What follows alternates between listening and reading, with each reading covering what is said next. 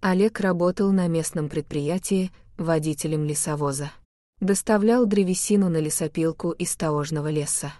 В выходные дни Олег обычно ходил поохотиться на зайца или куропатку. Таким образом, обеспечивал свою семью мясом, но лишнего никогда не брал. В один из осенних дней Олег отправился за брусникой. Но внезапно он услышал какой-то звук. Это было какое-то протяжное скуление, скорее завывание.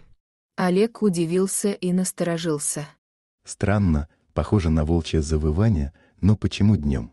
Но потом подумал. Вообще-то, звери иногда ведут себя непредсказуемо, так что не стоит удивляться этому. И пошел дальше, повернув в сторону деревни. Но тут же этот странный звук усилился и уже не прекращался ни на секунду. Стал каким-то истошным и жалобным. Олег остановился и решил все-таки узнать, что там происходит.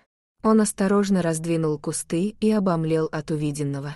На траве, под кустом, лежал волчонок-подросток с окровавленным, рваным ухом и глубокой, сияющей раной на боку.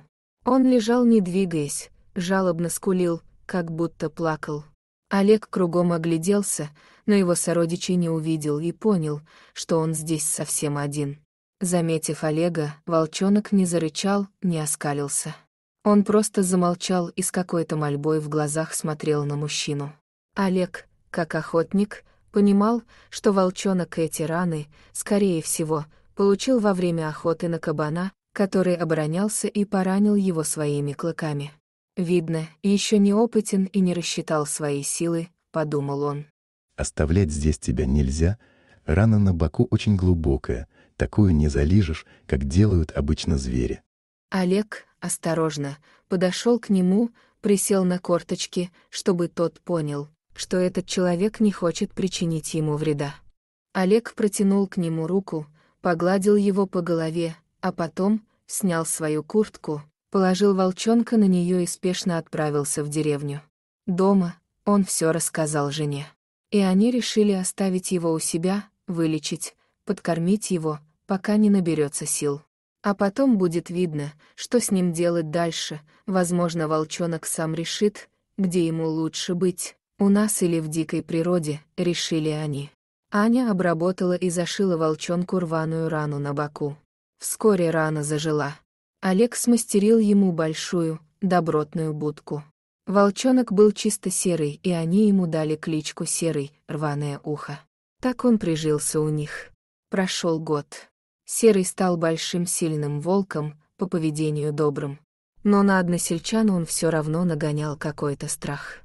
«Ведь это же волк!» — говорили они и уже начали высказывать свое недовольство, негоже держать волка во дворе дома.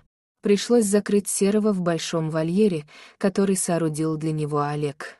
Вскоре Серый затосковал, у него пропал аппетит, и он начал выть на всю деревню. Олегу было неудобно перед односельчанами за эти ночные песни, исходящие от Серого. И, наконец, семья, посоветовавшись друг с другом, решила отпустить его в дикую природу. И одним поздним вечером Олег открыл вольер. Серый поглядел на всех внимательно, как бы прощаясь, и умчался в темноту. С тех пор они больше его не видели, но были рады за него, что он зажил вольной жизнью, как подобает этим зверям. Прошло 2 года. Олег, как и раньше, собрал снаряжение и отправился поохотиться на зайца. Шел по лесу, глядел по сторонам, любуясь кружащимися в воздухе белыми снежинками. Зимний пейзаж тайги завораживал. Олег шел по просеке, а потом свернул в лесную чащу и тут же, внезапно, вскрикнул от боли. Он ногой угодил в большой капкан, видимо, поставленный браконьерами на крупного зверя. Благо на нем были толстые плотные валенки, иначе ногу бы раздробило. Но он идти дальше все равно не мог. Вскоре нога опухла, и Олег понял, что у него скрытый перелом. Острая боль разливалась по всей ноге, и он присел на свой рюкзак и стал думать, как ему дальше быть, каким образом добраться до деревни, тем более уже темнело, до деревни еще далеко, и вскоре Олег принял решение — ползти. Скрипя зубами, он полз к краю леса, А там уже и деревня за полем, думал он. Уже вечерело, но останавливаться нельзя, иначе замерзну, размышлял Олег. А самое страшное в это время волки, если они учуют беспомощную добычу, то не сдобровать. Они же со мной в любой момент разделаются, со страхом в душе думал Олег. И только он об этом подумал, как в то самое время сзади послышался волчий вой, а потом слева и справа. Олег понял, что он окружен волками и уже смирился со своей участью, надеясь только на чудо. Внезапно прямо перед ним появился огромный матерый волк, по всей видимости вожак стаи.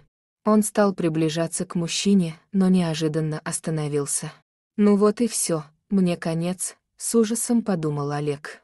Но вдруг он увидел, что у этого волка разорванное ухо, и, забыв про весь этот ужас, он вспомнил Серого, у которого также было разорвано ухо.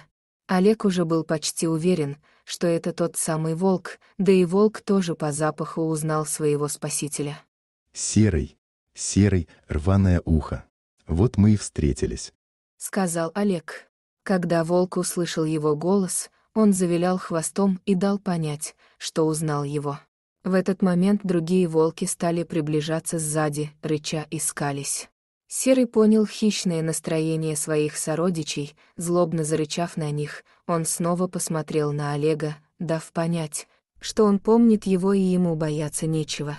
Олег тоже поглядел Серому в глаза и пополз дальше, даже почти забыв про боль в ноге. Доброта волка к нему в это время затмили эту боль. Серый сопровождал Олега в пути, пока тот полз, время от времени рыча на сородичей, чтобы не приближались к нему близко, и поэтому стая шла поодаль. Через 2 часа Олег дополз до деревни. Серый еще раз внимательно посмотрел на Олега, постоял немного, потом развернулся и убежал в лес к своим сородичам. Олег посмотрел ему вслед. Спасибо тебе, серое рваное ухо. Спасибо, дружище, что ты не забыл меня и спас от гибели. Может, мы еще встретимся. Я пригожусь тебе. С радостью в душе подумал Олег и постучал в дверь своего дома. Дорогие зрители, если вам понравилось это видео, то ставьте лайк и подписывайтесь на наш канал. До свидания.